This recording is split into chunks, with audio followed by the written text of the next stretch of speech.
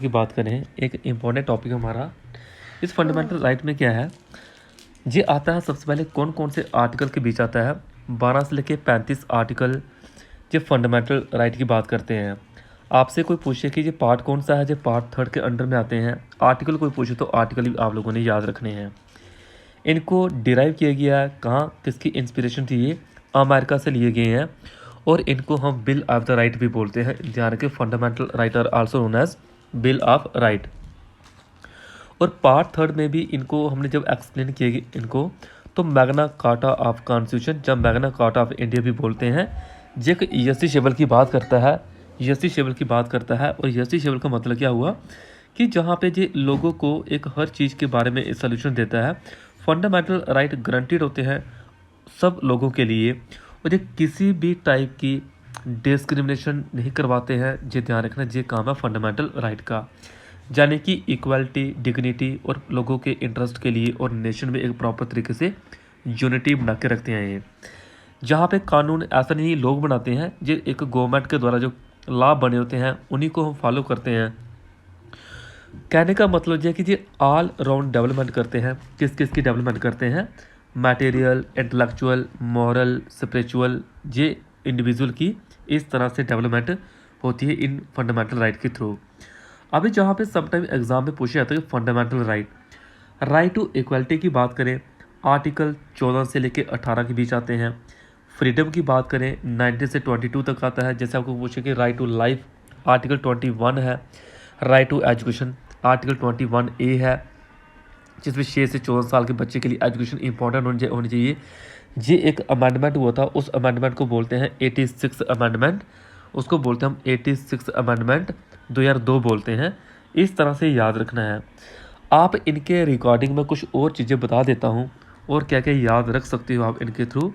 आप याद रख सकते हो, जैसे आर्टिकल 22 क्या कहता है। आर्टिकल 22 कहता है कि एक पर्सन की डिटेंशन, एक पर्सन को और डिटेन करना होगा तो उसको बताना पड़ेगा कि उसको गिरफ्तार क्यों किया जा रहा है, और 24 घंटे के अंदर उसको मैजिस्ट्रेट के पास लेना होगा। जो आर्टिकल 22 कहता है, ध्यान रखना है। आर्टिकल 14 इक्वलिटी बिफोर लॉ, ये हमने ब्रिटेन से लिया है। और equal protection of the law, ये अमेरिका से लिया गया है। ये भी इंपॉर्टेंट है, ये भी हमने पढ़ा था। आर्टिकल 25 जो एग्ज़ाम में आए हैं वो बता रहा हूँ मैं। 25 रिलीजन की बात करता है। और कॉन्स्टिट्यूशनल रेमेडी जो है, ये आर्टिकल 32 को बोलते हैं, जहाँ पर आपको, और कॉन्स्टिट्यूशनल रेमेडी को हम heart and soul of the constitution भी बोलते हैं। Heart and the soul of constitution, ये अम्बेडकर ने बोला था, भीमराव अम्बेडकर के द्वारा। जैसे कि मैंने बोला कि राइट टू लाइफ आर्टिकल 21 होता है। आपको आर्टिकल 32 के अंदर रिट भी दिखाई देती हैं। रिट, ये इनको रिट को, ये इम्पोर्टेंट रिट्स हैं जिसमें आप लोगों को अलग अलग जहाँ पे दिखाई देती हैं वो डिस्कस करेंगे हम। कभी आपसे कोई पूछे कि आर्टिकल 74 क्या कहता है, ये काउंसिल ऑफ मिनिस्टर और प्राइम मिनिस्टर जो मिलके काम करते हैं, ये आर्टिकल 74 के अंडर में आता है। इम्पॉर्टेंट है। कभी कभी हैबियस कॉर्पस रिट पूछ लेते हैं। इसका मतलब होता है टू हैव अ बॉडी, यानी कि एक पर्सन को अनलॉफुली हम डिटेन नहीं कर सकते हैं, पर्पस होना चाहिए उसको डिटेन करने का। बड़े सारे आर्टिकल हैं, जैसे जैसे लेक्चर मूव करेगा आपको पता होना चाहिए। आर्टिकल 17 अनटचएबिलिटी की बात करता है, श्योर छूत जिसको बोलते हैं हम। और आर्टिकल 18 टाइटल की बात करता है। तो आगे देखिए, हम और बात करें, राइट टू प्रॉपर्टी को डिलीट किया हुआ है। आपसे कोई पूछे कि राइट टू, पहले आर्टिकल्स ये जो फंडामेंटल राइट है ये 7 होते थे, आज के टाइम ये 6 हैं। इसमें से एक को डिलीट किया, वो राइट टू प्रॉपर्टी है। राइट टू प्रॉपर्टी को डिलीट किया है। कौन सा अमेंडमेंट हुआ था जिसके थ्रू उसको डिलीट किया था? वो हुआ था 44th अमेंडमेंट 1978। ये भी कितनी बार एग्जाम में आया हुआ है। अभी इसको लीगल राइट मान के आर्टिकल 300A में रखा हुआ है। राइट टू प्रॉपर्टी को पार्ट 12 के अंडर में मोस्ट इम्पॉर्टेंट। बात करते हैं फंडामेंटल राइट जो गारंटीड करते हैं सिटीजन को, किस तरह से ये एक अवेलेबल होते हैं सिटीजन के लिए, और अवेलेबल होते हैं पर्सन फॉरनर हो उनके लिए भी अवेलेबल होते हैं। ये एब्सोल्यूट नहीं होते हैं, क्वालिफाइड होते हैं, यानी कि जब कभी कोई रीज़नेबल रेस्ट्रिक्शन लगानी हो तो वो लगा सकते हैं। स्टेट के पास ये पावर होती है, वो लगा सकती है रीज़नेबल रेस्ट्रिक्शन। कुछ लोग इसको नेगेटिव वे से देखते हैं बट नेगेटिव वे से देखने का कोई मतलब रहता नहीं यहाँ पे, क्योंकि ये हमारे ही भलाई के लिए होते हैं। उसके बाद जस्टिसेबल की बात करें कि कोई पर्सन जिसके फंडामेंटल राइट वायोलेट हो रहे हैं तो वो सुप्रीम कोर्ट या कोई भी कोर्ट है वो वहाँ जा सकता है। तो ये पूरी डिफेंड और गारंटीड की जाते हैं सुप्रीम कोर्ट के द्वारा, इम्पोर्टेंट है।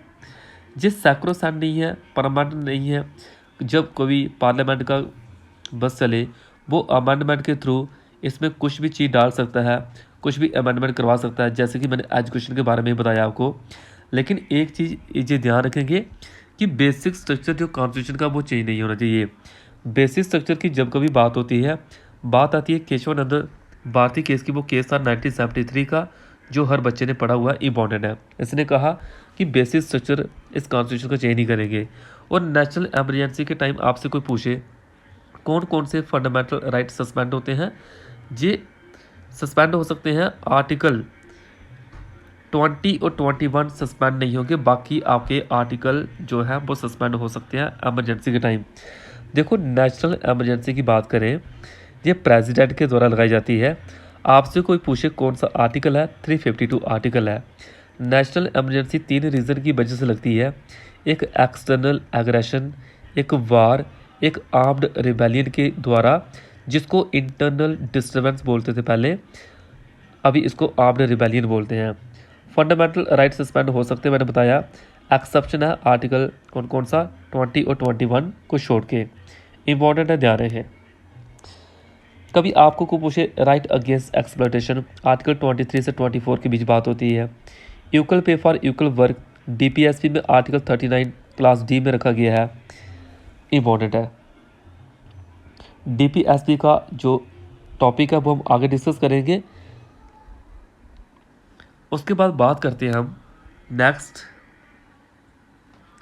कि आर्टिकल 31A जो स्टेट है किस तरह से लॉ बना सकता है। 31B जो 9th शेड्यूल की बात करता है, जिसमें म्यूनसिपलिटी वगैरह पढ़ते हैं। जो 31C भी आप देख सकते हो। जो पैरामिलिट्री के डिफेंस के पर्सन होते हैं उनके जो फंडामेंटल राइट सारे नहीं मिले होते। आर्टिकल 33 के अकॉर्डिंग उनके लिए कुछ रेस्ट्रिक्शन होती हैं। वो रेस्ट्रिक्शन आर्मी रूल, एयरफोर्स के रूल, जहाँ कोई भी दे सकती हो, उन रूल के अकॉर्डिंग चीज़ें चलती हैं। उसके बाद बात करें जी, जो कानून है पार्लियामेंट के द्वारा जहाँ पे इम्प्लीमेंट किया जाता है, इसमें स्टेट लेजिस्लेचर का कोई मतलब नहीं होता है। यूनिफॉर्मिटी क्रिएट करते हैं। यूनिफॉर्मिटी का मतलब हुआ एक इक्वालिटी, इक्वल लेवल पे हर चीज़ें लेके चलना इंपॉर्टेंट है। डेफिनेशन ऑफ द स्टेट की बात करें, ये टर्म इंट्रोड्यूस की गई है क्या करने के लिए, पार्ट 3 में आर्टिकल 12। इस पेज को मैं कल डिस्कस करूंगा, जितना बताया है वो भी बहुत बताया है, इसको हम कल डिस्कस करेंगे। टॉपिक हमारा डेफिनेशन ऑफ द स्टेट।